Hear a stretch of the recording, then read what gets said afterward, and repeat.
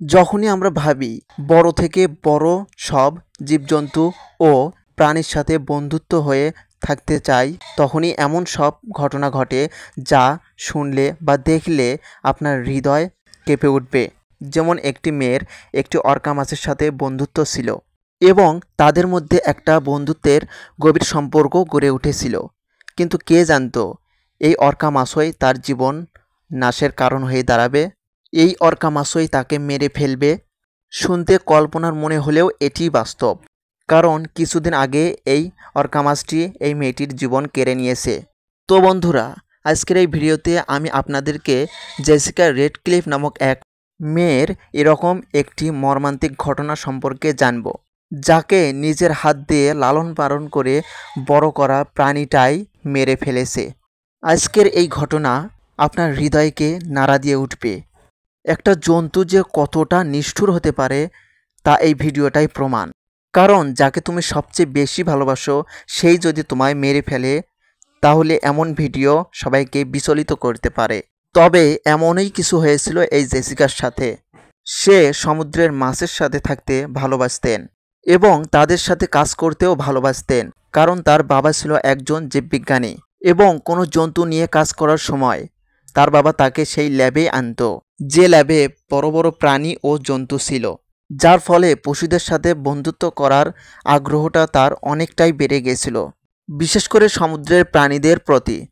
এরপর সে ডাক্তার এবং গবেষকদের সাথে সমুদ্রে যাওয়া শুরু করে, যেখানে গবেষকরা সমুদ্রের ওই ডলফিনদের নিয়ে গবেষণা করত।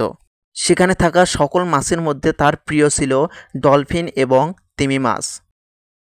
তাই সে যখন এই ডাক্তার এবং গবেষকদের সাথে সমুদ্রে যেত, সেখানে বোর্ডের চারপাশে বড় বড় ডলফিন ও তিমি মাছ দেখতে পারত এবং খুব ভালো করে পর্যটন করত।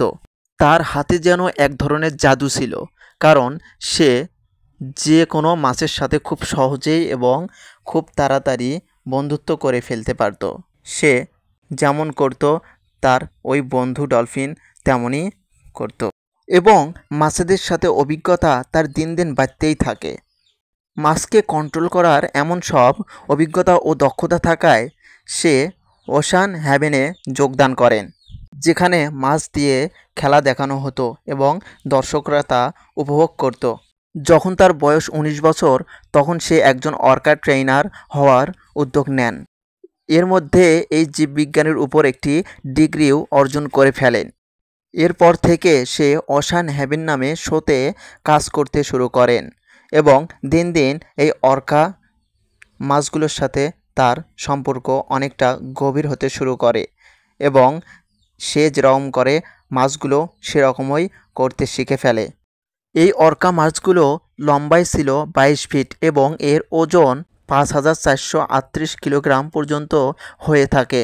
এই বিশাল অর্কা মাছের শো দেখার জন্য সেখানে হাজার হাজার মানুষ উপস্থিত হতো এবং এটি সব অর্কা শোগুলোর মধ্যে অন্যতম জনপ্রিয় একটি অর্কা শো ছিল। এই অর্কা মাছটির সাথে জেসিকা কাজ করতে করতে এর নাম রাখে মেলু। এই মেলুর সঙ্গেই এই শোতে সে কাজ করে। মেলু জেসিকার এতটাই বন্ধুত্ব হয়েছিল যে জেসিকা যে ইশারাই করত মেলু তা খুব সহজেই বুঝে যেত এবং এ দুজনার শো অর্কা শোগুলোর মধ্যে সবথেকে জনপ্রিয়তা লাভ করে। কিন্তু কিছুদিন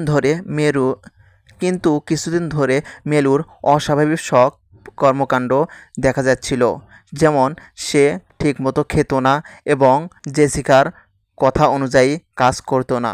মেলুর এমন অস্বাভাবিক কর্মকাণ্ড দেখেও অর্কা ট্রেনিং শো ম্যানেজমেন্টের লোকগুলো জেসিকার সঙ্গে মেলুর একটি শোয়ের ব্যবস্থা করে ফেলে, যেটি ছিল জেসিকার জীবনের শেষ অর্কা ট্রেনিং এবং অর্কা শো।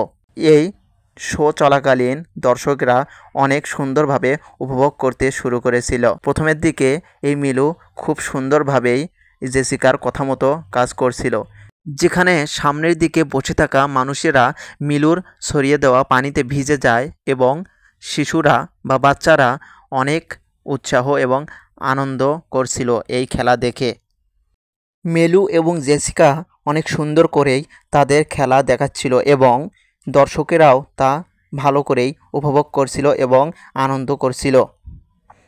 মেলু জেসিকার দেখানো ইঙ্গিতে সে লাফ দিচ্ছিল এবং অনেক ভালো করে শো চালিয়ে যাচ্ছিল। জেসিকা যখন মেলুর পিঠের উপর চড়ে চারদিকে ঘুরছিল তখনই হঠাৎই এই মেলু জেসিকার উপর আক্রমণ করে। জেসিকার শরীর মেলু তার চোয়ালে আটকে ধরে এবং অনেক কামড়ানো শুরু করে।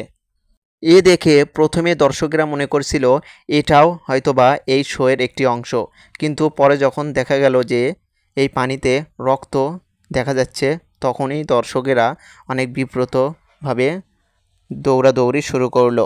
অর্থাৎ দর্শকদের মধ্যে বিশৃঙ্খলা সৃষ্টি হয় এবং তারা অনেক আতঙ্কের মধ্যে পড়ে যায়।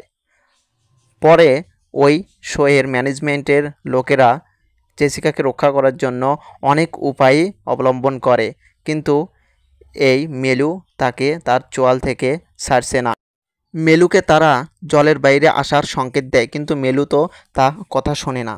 এরপর এই শোয়ের ট্রেইনাররা এই পানিতে মাছ, দড়ি কিংবা অন্যান্য আরও আসবাবপত্র ছুঁড়ে ফেলতে শুরু করে, যাতে এই মেলুর মনোযোগটা অন্যদিকে সরে যায় এবং জেসিকাকে তার চোয়াল থেকে বের করে, যাতে জেসিকাকে এই জল থেকে বের করে তাকে বাঁচানো যায়। কিন্তু তবু মিলু জেসিকাকে ছাড়ে না। সে তার শক্ত চোয়ালে জেসিকাকে পানির নিচে নিয়ে গিয়ে ট্যাঙ্কের দেওয়ালে সজোরে ধাক্কা মারে। আসলে এই মাছগুলোর দাঁত বা চোয়াল এতটাই শক্তিশালী যে এর ভেতর কেউ যদি ঢুকে পড়ে তাহলে সে আর বেঁচে ফেরে না, মরা ছাড়া তার কোনো উপায় থাকে না। মিলু তার বুকে এবং পাঁজরে বেশি আঘাত করায় তার ব্লিডিং হচ্ছিল এবং তার কয়েকটি পাঁজরের বাতিও ভেঙে গিয়েছিল। এই শোয়ের ম্যানেজমেন্টের লোকেরা অনেক উপায়ই অবলম্বন করেছিল, কিন্তু তবুও জেসিকাকে এই মিলুর হাত থেকে রক্ষা করতে পারছিল না। এরপর হাইড্রোলিক মেশিনের সাহায্যে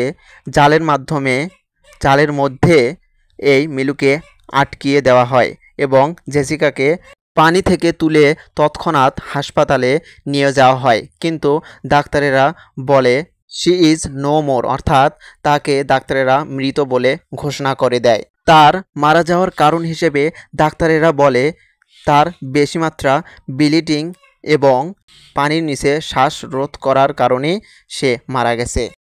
আপনার কি মনে হয় মেলুর সঙ্গে লাস্ট শো করাটাই কি ভুল ছিল, নাকি জেসিকার এটি ভাগ্যতেই ছিল, নাকি জেসিকার কোনো জন্তু বা প্রাণীর সাথে বন্ধুত্ব করাটাই সবথেকে ভুল ছিল?